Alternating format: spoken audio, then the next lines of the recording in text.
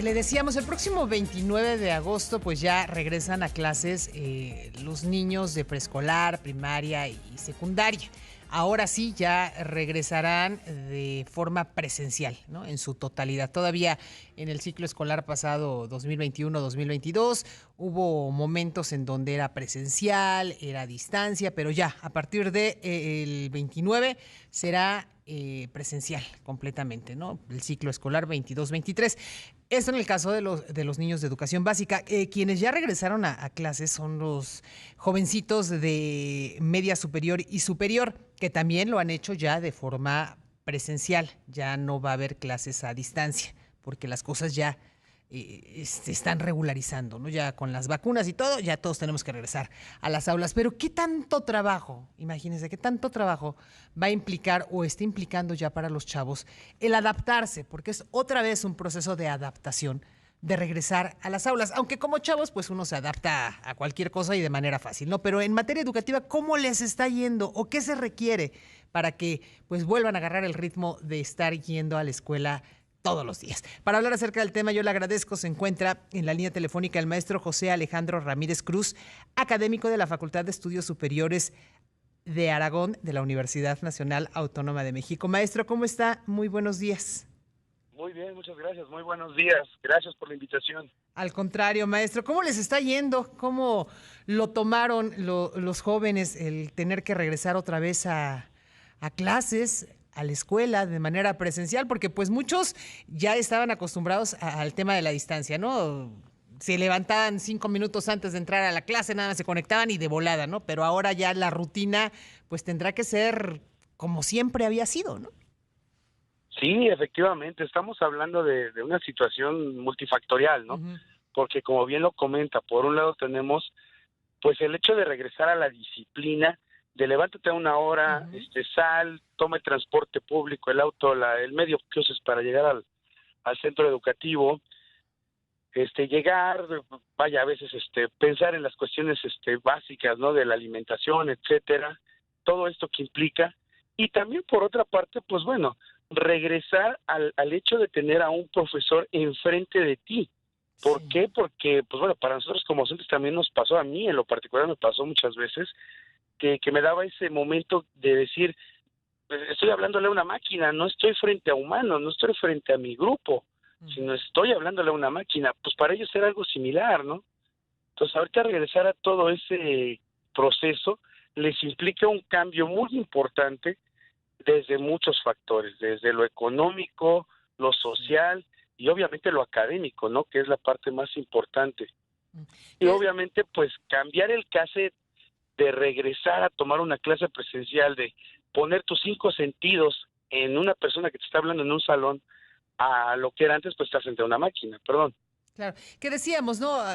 Los jovencitos, los niños se adaptan muy fácilmente a cualquier circunstancia, pero en esta ocasión muchos llegarán a clases con temas en particular, ¿no? A lo mejor muchos tuvieron la pérdida de algún ser querido, de alguna persona cercana durante esta emergencia sanitaria, y ese es otro factor que hay que agregarle al hecho de que tengan que regresar a una realidad. Sí, Ujú, de hecho es una situación también que tenemos que estar enfrentando. Por ejemplo, ahorita hemos tenido ya de momento 3 casos de jóvenes que se han acercado a pedir atención psicológica ujú. para poder enfrentar, pues obviamente, todo lo que vivieron en este periodo de pandemia.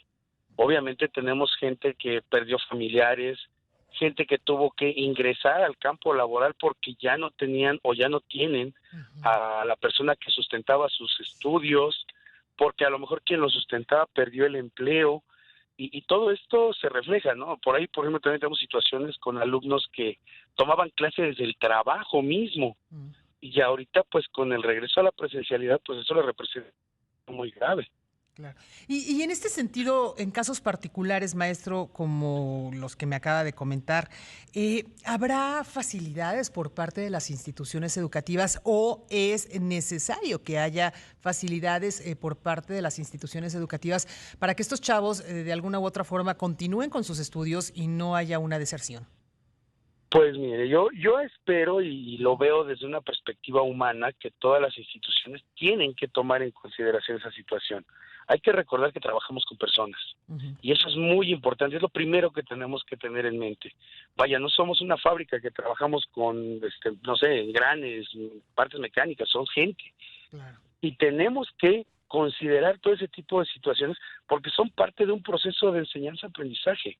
O sea, este trabajo de la docencia no es solamente pararte frente a un grupo y hablar, sino tienes que considerar todo ese tipo de situaciones y más allá de evitar deserción y algo, sin más bien es atender a quien necesite ese tipo de atención.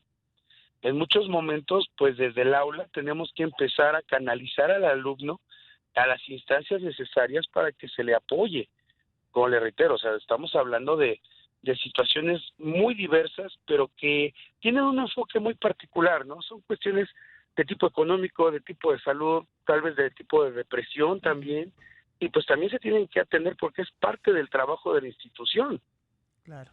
Y esto en lo que hace a los alumnos, que son una parte esencial, por supuesto, en el tema educativo, pero también está el otro lado, ustedes, los docentes, los profesores, pues también han vivido situaciones de toda índole.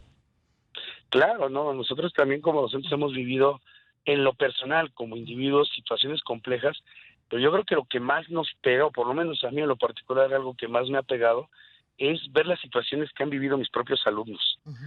O sea, ver lo que están enfrentando ellos, porque a final de cuentas nosotros de alguna manera estamos un poco más preparados para si necesitamos ayuda, saber a dónde pedirla, saber dónde buscarla.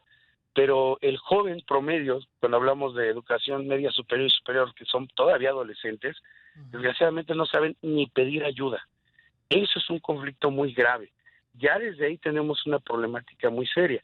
Nosotros como docentes, pues en un momento determinado sí experimentamos cosas en lo particular, pero creo que estamos un poquito más preparados para poder encontrar ayuda o buscarla si la requerimos.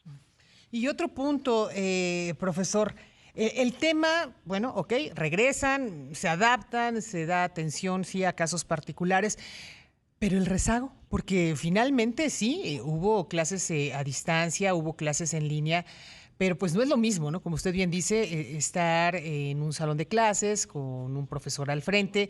En casa, pues a veces andamos en una, en otra cosa y ni ponemos la atención suficiente, ¿no? Hay que ser realistas. Entonces, ¿qué pasa también con el tema del rezago educativo? Bueno, pues de principio, con este regreso, creo que una de las cosas que tenemos que tener más en mente justamente es iniciar con la detección de necesidades. Ujú. Es empezar a tratar de identificar en qué nivel vienen nuestros alumnos, qué tantas deficiencias pueden tener, para a partir de eso, pues en un segundo momento, empezar a diseñar estrategias para justamente reducir ese rezago, pues antes de que egresen. Nosotros acá en la facultad, pues no Ujú. estamos hablando de que ya es nivel licenciatura. Desafortunadamente tenemos grupos y tenemos generaciones que están por egresar en un año y el tiempo para tratar de subsanar esas deficiencias es muy poco. Los alumnos que están en generaciones anteriores, bueno, tenemos 2 años, 3, con los que van ingresando 4 años para tratar de resarcir esas deficiencias. Pero sí es un trabajo a marchas forzadas que tenemos que considerar y obviamente que estén en la agenda, ¿no? Claro.